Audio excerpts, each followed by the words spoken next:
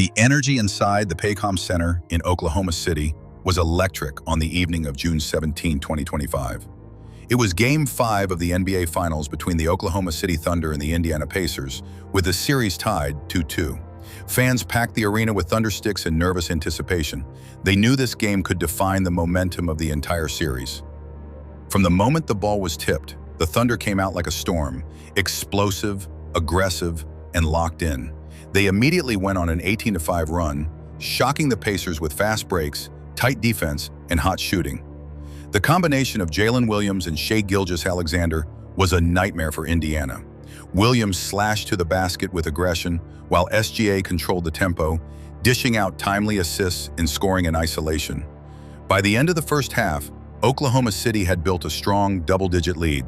Their offense was smooth and efficient, while their defense forced Indiana into rush shots and costly turnovers. The Thunder's game plan was clear: take advantage of Haliburton's injury, pressure the perimeter, and score quickly in transition. On the other side, Indiana struggled to find rhythm. Tyrese Haliburton, their all-star guard, was clearly hampered by a lingering right calf strain. He moved gingerly and couldn't create his usual offensive spark. As a result, Indiana relied more on players like Pascal Siakam and T.J. McConnell to carry the load.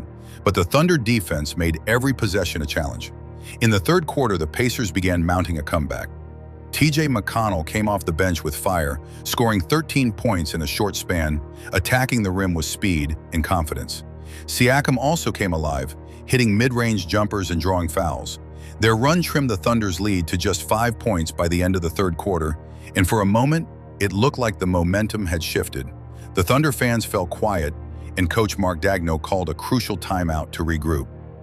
What followed was a display of raw determination and elite shot-making. Jalen Williams exploded in the second half, scoring a playoff career-high 40 points. He was absolutely unstoppable. Whether it was floaters, step-back threes, or finishing through contact, Williams delivered every time the team needed a bucket. His most defining moment came in the fourth quarter when Indiana cut the lead to 95-93. Williams hit a massive three-pointer, igniting the crowd and sparking a 21-8 run that would ultimately decide the game. His poise and killer instinct were beyond his years, and fans knew they were watching a star being born. While Williams stole the spotlight, Shai Gilgeous-Alexander was just as important. He finished with 31 points, 10 assists, and 2 steals, anchoring the offense with calm decision-making. SGA didn't just score, he controlled the flow of the game. Whether it was splitting double teams or kicking out to open shooters, he made the right play every time. His defensive presence was also felt, with several key blocks and timely rebounds. Together, Williams and SGA combined for over 70 points, forming a finals duo that overwhelmed the Pacers' defense. The Pacers, meanwhile, kept fighting, but began to unravel in the final quarter. Haliburton, despite playing through pain, couldn't register a single field goal, going 0 for 6 from the floor and finishing with just 4 points, 7 rebounds, and 6 assists. It was a historically quiet performance for someone who had been Indiana's engine all season. Coach Rick Carlisle later confirmed Haliburton wasn't fully fit and struggled to move laterally. Without his leadership, the Pacers lacked organization and started turning the ball over. Their offensive possessions grew shorter and more rushed as desperation crept in. Still, Pascal Siakam showed heart, finishing with 28 points on 9 of 15 shooting. He was Indiana's most consistent threat and did everything in his power to keep them within reach. McConnell, too, ended with 18 points and was arguably the Pacers' spark plug. But the absence of Haliburton's creation and the inconsistency of other role players like Buddy Hield and Aaron Nesmith proved costly. The Thunder capitalized on every mistake, turning missed shots into fast breaks and closing the game with smart possessions.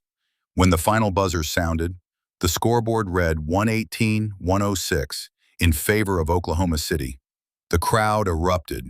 With the win, the Thunder took a 3-2 series lead and now stand just 1 game away from capturing their first NBA championship in franchise history. This victory was not just about stats, it was about grit, resilience, and execution under pressure. The team's core, anchored by Williams and SGA, rose to the moment in a way that felt destined. It was as if the basketball gods had planned this night just for them. Historically, teams that go up 3-2 in a best-of-7 finals go on to win the series more than 80% of the time. So the Thunder now hold a significant advantage. But the job isn't finished yet. Game 6 will be in Indiana, where the Pacers will fight for their season, hoping Haliburton can recover in time to lead one last stand. The Thunder, however, have the momentum, the chemistry, and the confidence. If they replicate the intensity and discipline they showed in Game 5, Oklahoma City could be celebrating a championship by the weekend. In conclusion, Game 5 was a turning point. A signature win that showcased the rise of Jalen Williams, the quiet dominance of SGA, and the collective strength of a team determined to make history. While Indiana showed flashes of brilliance, they couldn't keep pace for 48 minutes. Now, all eyes are on Game 6. Will the Thunder close it out? Or will the Pacers fight back and force a Game 7? Either way, fans are in for an epic finish to an unforgettable final series.